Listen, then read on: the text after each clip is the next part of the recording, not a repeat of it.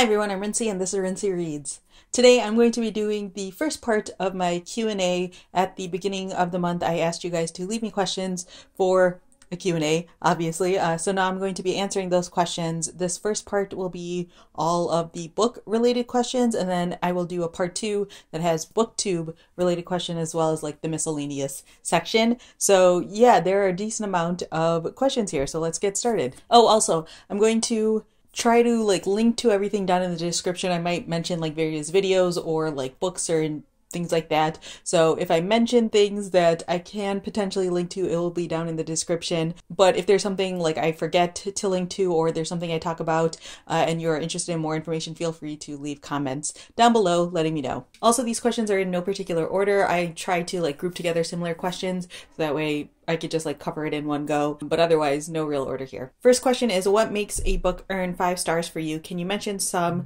that you've given 5 stars? So if you pay attention to my rating system at all, you know that I very rarely give out 5-star books, and I've been like this forever. I've been on Goodreads since 2006, so I've been sort of giving star ratings to books for over a decade now. In the course of a year, I only ever have like 1 or 2 5-star books. For me, they have to be not just like well written, but it has to be sort of like the perfect book at the perfect time sort of situation. So it's not necessarily a judgment on the book itself after a certain point, but it's more about the impact that it had on me. So the 5-star book that I had this year was We Gonna Be Alright, Notes on Race and Resegregation. Other 5-star books for me have been like The Enchanted by Renee Dunfeld was a 5-star book for me. It's sort of like this extraordinary circumstance of, again, just like the perfect book at the perfect time. Next up, the question was, who are your pull star authors, he or she put that in quotes themselves, in your life, who've guided you or been important and meaningful throughout, even if it was only for a part of your life, but it has to be for a significant portion, not just a couple of years, enduring, but not necessarily eternal. So this was one that I had a little bit of a hard time with because there aren't very many that I would say that have lasted. There are a number of authors who I have like periods with where I might like do a deep dive into their backlist, or I feel like there are a lot of authors that I'm just discovering now that could potentially be these sort of types of authors for me. But the couple that I can mention are Jhumpa Lahiri, J.K. Rowling, despite her recent problematic comments over the course of the past couple of years on Twitter, but I feel like she'll continue to be an author that I return to again and again. Harper Lee is one that I consider it because I do return to Kill a Mockingbird on a regular basis, but she just has the one book, so I don't know if she counts necessarily, but those 3 for sure. You've mentioned reading Toni Morrison novels in chronological order. I'm also doing this. Yay, happy coincidences. What do you like about this type of project, and what other authors would you consider reading in a similar way? There's 2 things that I really enjoy about it. One is like reading it in chronological order specifically. I enjoy seeing the growth and changes within an author's work. You can see them have their highs and lows, and obviously not everything is going to be a #1 hit. I'm still towards the beginning of Toni Morrison's body of work, but you can definitely see like significant amount of growth from The Bluest Eye to like Song of Solomon. So yeah, I think seeing that growth is really interesting. I think seeing the different topics that the author tries to explore and the various ways they approach storytelling and the types of stories they want to tell are always really interesting as well. In terms of other authors I want to do this for, I'm slowly doing this with John Steinbeck, except I'm not doing it in chronological order just because when I started I didn't plan on reading all of his books, but as I've been going through them I've been enjoying all of them, so I'm just like might as well keep going. I do want to do this with James Baldwin. I've been thinking about this more and more. I've never read a James Baldwin book and I have a strong feeling that I will like him, so I think I want to try this, and I think I want to do him in chronological order as well. Okay, the next question is, what is / are your favorite books that have to do with fandom? And to be completely honest, I've read very few books that have to do with fandom. I've read Fangirl by Rainbow Rowell. I don't know if that counts, but I feel like it does because it does explore fandom in a very real way. And then I've read Harry, A History by Melissa Anelli, I believe it is, which is about the Harry Potter fandom. But other than that, I don't really read very much about fandom. I feel like I'm so entrenched in fandom and I know the world so well that I don't really feel the need to read about it. Which books do you already have on your 2018 TBR? And honestly, I don't really have very many outside of like the books that I own.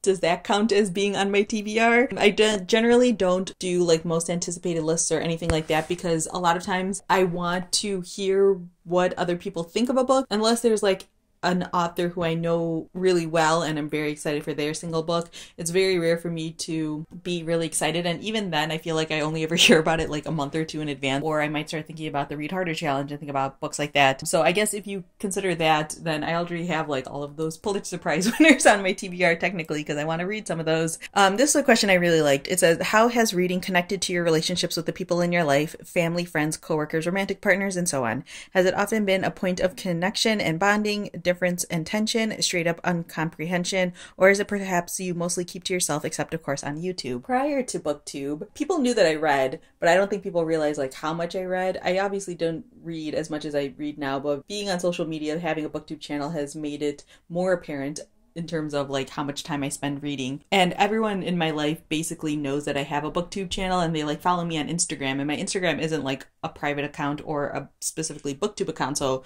like a lot of my friends and family follow me on Instagram and see like all of the things I post about. So it's definitely not something I keep to myself. For the most part, it's been like a point of connection for people. I think two things have happened. People who are maybe more casual readers reach out to me a lot more because they're like, hey, what should I be reading? Or, hey, do you have a recommendation? Or if they finish a book, they will reach out to me and want to talk about it. Another thing that I've seen happening is that people who weren't readers before see all of my posts and they're like, hey, you make books and reading seem really interesting. And so they start picking up stuff, which is fantastic. That's like the greatest compliment someone can give you, I think. A third thing that I've also just had happen is that like literally anytime people are near books, near a bookstore, at the library, passing a library, like they like text me and or send me pictures of this event. They might not be buying books or picking up books or anything like that, but they're just like, hey, I am near books and it reminded me of you, which again, I completely consider a compliment. I would say the only time there's been like a point of tension is with my mom. My mom thinks I read way too much and she thinks I spend way too much money on books, which that's probably true. But yeah, I feel like that's only ever been the point of tension. I'm also someone though who has made a conscious effort of never putting books before people unless I'm like sick or like just super exhausted or something along those lines. Like if my friends want to spend time with me, I spend time with them because those relationships are very, very important to me, and whether or not I want to or not, I know that those are things that are good for us to do, like spend time with the people that you love, because that's a thing you can never get back. So yeah, I don't think it'll ever be a point of tension because I will never choose books over people. So yeah, if anything, I feel like my life has been, or my relationships have been enriched by reading, because it's always been this point of like, my friends always know that that's a point that we can always touch base on, is like they know that books are in my life. Next question is, what are your favorite bookstores in Chicago? And this is really difficult for me to say. We have so many bookstores in Chicago. We are so very blessed here. So I will just name a couple. I really like The Dial, which is the one that was featured in my Day in the Life video. I really like Open Books, which is one that's in the West Loop, and they also have a location in Pilsen, and they are a nonprofit bookstore, and they run like literacy programs and things like that. So they're doing really great work in the city of Chicago. Unabridged is probably like the bookstore that aligns the most closely with my own personal tastes. So that's a really great one. I really like Women and Children First. I really like The Bookseller. I really like Roscoe Books. Yeah, those are just a handful of the ones that I love. We have so many more. Yeah, if you like just look up the bookstores in Chicago, there's so many great ones. Oh, Myopic. Myopic is a great one for like used books. It's like one of those that feels slightly more like a labyrinth.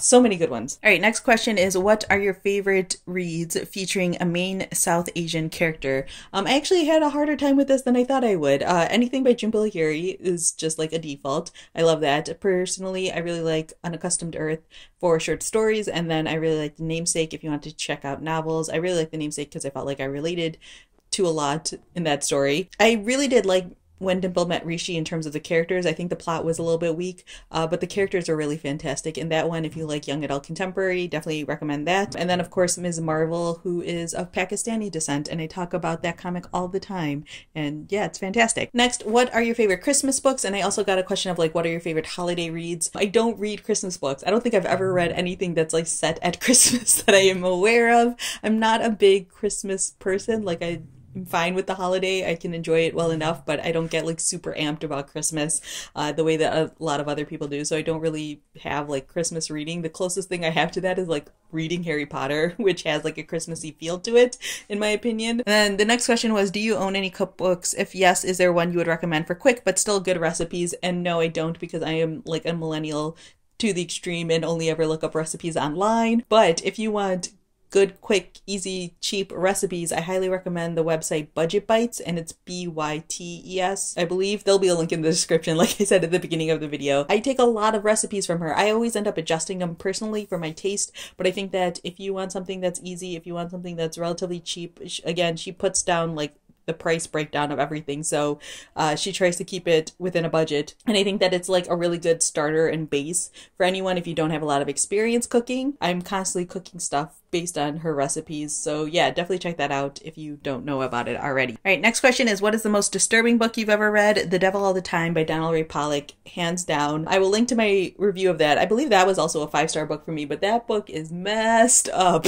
guys. The Library of Mount Char is another one that's also pretty messed up, but I don't think anything will ever top The Devil All the Time for me, because it has like all the trigger warnings for that book, because it's violent and lots of trigger warnings. Oh gosh, that book was so crazy, but I also loved it so much. I always feel weird recommending that book to people because I'm like, this is like super twisted, but if you are okay with that, this is a fantastic book. All right, next question is, have you ever traveled anywhere because of a book? If not, where would you go? I've never traveled anywhere specifically because of a book, but if I've been in locations and they have like bookish things, then I will sometimes seek those out. But if I had to pick a place to go, it would probably be Salinas, California, to do all of the Steinbeck related things. Next question is, did you ever have a lull in reading, and what keeps you reading constantly? And then another question someone else left was, do you have any tips for getting out of a reading slump? So it depends on what you mean by like reading slumps and reading lulls. Like, I think those are completely normal. Like, taking a couple of days off from reading or taking a week off from reading is not that big of a deal in my opinion. And if I'm in a reading slump, I just sort of like lean into it and I end up like binge watching a show on Netflix or something, and then when I'm done with that show, I realize that I want to read a book again because I haven't in a while. So yeah, my advice for reading slumps is to like lean into the slump a little bit. If it's been like more than a month or two, then maybe my advice would be to like ease into it with either a reread of something you like, or just something that gets you really, really excited, or start with something that's like really fast paced, like a comic or a graphic novel, or just like a fast paced book that like sort of kickstarts the reading again. In terms of what keeps me reading constantly, I think it's the fact that I read across so many genres. I'm always like excited by what I'm reading because I'm always trying different things. I think also like I very easily give up on books if they aren't entertaining me, or like if I'm not excited by them. If it feels like work, or if I'm not very excited to pick up the book, unless it's like I just started it, then I'll push through it. But if I've given the book like a good 50 pages or so and I'm not enjoying it, I'm fine with giving it up. And I think that makes it so that I'm always reading because I'm always trying to figure out what works for me, and I don't end up really slumping anymore very much, knock on wood. Next question is, what's your general opinion about Russian authors and Russian literature you've read? Overall positive. There's a reason why I keep going back to it. I think that, you know, if you're generalizing a group of writers, there are always going to be good writers and bad writers, the same way as if you're like, hey, how do you feel about American authors? Yeah, some of them are great. Some of them don't really work for me, and that's okay. I think that if you're trying books from especially other countries and different styles, you have to try different authors to figure out if there's something that works for you. But yeah, I enjoy Russian authors for the most part. I think you sort of have to do a little bit of research again to just figure out what works for you. Like, Dostoevsky is super like philosophical and theological. Tolstoy I think is much more approachable. Gogol is really interesting. I recommend, you know, trying his short stories first just to see if his style works for you. I was going to read like Master and Margarita, but then I realized it was a satire and I never like satire, so like I skipped that one. You know, you figure these things out and there's never going to be like a single thought that you feel about an entire culture. What book or books did you originally read at a younger age, like high school, and then reread as an adult and had a totally different reaction to? There's a couple of things. One, I don't reread very often. That's just the nature of me. I try to reread like a book a year, and if I accomplish that, I consider it a success.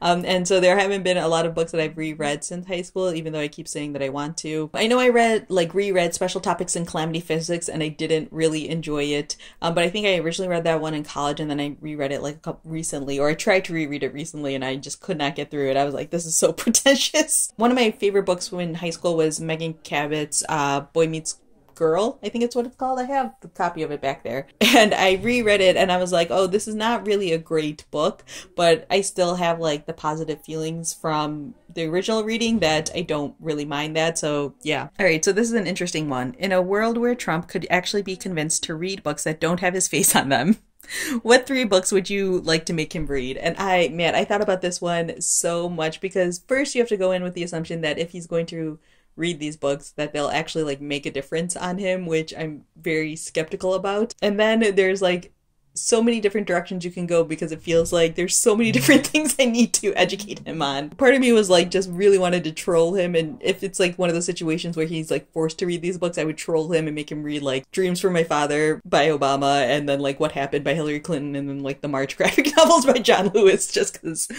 again, to troll him. So yeah, I think I ended up going with like The Book of Unknown Americans by Cristina Henriquez. So that's a fiction book and it talks about people from a bunch of different Latin American cultures. And obviously he has this thing about Mexicans, and I feel like Mexicans is also just code for just anyone from Latin America, so that would be a good one. The Hate You Give might be a good one, partially because of reading level and partially just because of the topic that it goes over, and maybe like Shrill by Lindy West or something like that. I don't know, there's so many different answers to this. Like, do I do a big history book so he can learn a little bit? I don't know. But there was a post on Book Riot that was done last October. Oh yeah, it was last October, so it wasn't even like he wasn't even elected at that point. But it was like required reading list for Donald Trump. I'll link it down below. It's pretty fantastic, and I just second most of that. Or all of that. I should say all of that. Next question is, what is your next big book to read? It depends on what your definition of big book is. I'm going to read the Eleanor Roosevelt biography that I feel like I've talked about in almost every video. That one is literally, I'm planning on starting that like tonight or something. Otherwise, the John Adams biography is probably going to be the next big one that I tackle. If you're talking about like the big fiction book that I always tackle every August, I talked about that in my goals video, which I will link to. But basically, I think it's going to be the Three Musketeers. I haven't narrowed it down like 100% sure, but that is basically like the one I'm leaning towards the most. The next question is, I would love to know how you choose what you read next from a huge selection. That's a great question. I feel like I don't really have a good answer to that other than I just sort of look at my books, or I look at my book list and I see what's there and I just pick something. A lot of times I go to the library and just pick out a big stack of books, and then I don't plan on reading all of them, and I just sort of read whatever calls to me. Sometimes I'll make like mini TBRs that are not like official TBRs. Sometimes, because I do like the reading challenges and stuff like that, I'll be like, oh, I need to fulfill 2 reading challenges this month, so what are those 2 going to be? And then I pick those out, and then I like plan to read those. There's no real rhyme or reason. It's really just like my gut feeling. I usually know like if I'm in the mood for something specific. I have my books in a spreadsheet, so I've literally done like a random number generator thing to pick books for me in the past. So yeah, it really is pretty random. I do pay attention to things like how many authors of color I've read and how many male and female authors I've read. So if I see myself skewing in a specific direction, I try to correct that in my next couple of picks too. Next question is, what book events have you attended, popular or not, and which ones are goals in the latter future? I've been to a lot. I really enjoy going to author events. Big ones here in Chicago. I've been to like Printers Row Fest a bunch of times. I've seen like John Green a couple of times. I've seen Jamie Attenberg. I've seen Ian Lepke. I used to go to more of them just because I had more time in my hands. I just saw Joe Biden speak. But yeah, I really enjoy going to live events. In terms of like bucket list ones, I really want to do the Miami Book Festival, the National Book Festival, I think is the one in Washington, D.C. that's called, and then the LA Times Book Festival. Those are sort of like the big 3 that I really, really want to go to someday. I've also been to like BookCon. Not BookCon. What is it called? BEA. I've been to BEA. Yeah, so stuff like that. I go to them a lot. I really like those. Next question. How do you have so much time to read? Do you still go to school and work? It's the eternal question that we get asked, huh? I go work full time, and how do I have so much time to read is because I make time to read. The thing I always tell people is that I work for, 8-9 hours a day. There's 24 hours in a day. If I work for like 8, I sleep for 8, there's still about 8 left. So like, what are you doing with all of that time? And obviously like we all have obligations and things like that, but there's usually like an hour or so in a day that I can devote to reading. I'm very lucky that at the current moment I commute on the train, and so I have that dedicated time. I always read on my commute. But yeah, it's mostly just commute reading, and then like when I get home from work, it's probably like 6:30. I'll eat dinner for half an hour, and then after that, like I'm free to work. I might work for an hour or 2, and then I read for an hour maybe before bed. Which book, nonfiction or fiction, is the book that best describes how you approach life generally? This was a hard one for me because I wouldn't say that there is one necessarily. I mean, the Bible, you could probably say that. But if I had to choose other books, it would probably be To Kill a Mockingbird / Just Mercy, but I feel like those are more like aspirational than ones that I really do follow very clearly, but you know. And then the final question here is, what is a book you hope to read in 2017 but didn't get to? And I actually used this to make an entire book riot video, but I wanted to mention it because in case you didn't see the video, I will link to that, but there are 3 books in there, I believe, 3 or 4 that I mentioned. I very rarely have like regrets in terms of my reading because like just because I don't get to a book this year doesn't mean I can never get to it. But yeah, there are a couple that I really wanted to get to and I just didn't. So yeah, hopefully 2018 will be the year. All right, so those are all of the questions that I have for this video. Feel free to leave a comment down below if you have any questions, on my answers, or if you need me to clarify or expand, or if there's something I said I would link to and I didn't, let me know because there's a lot of stuff covered here. So yeah, that's all I have for now, and thanks for watching.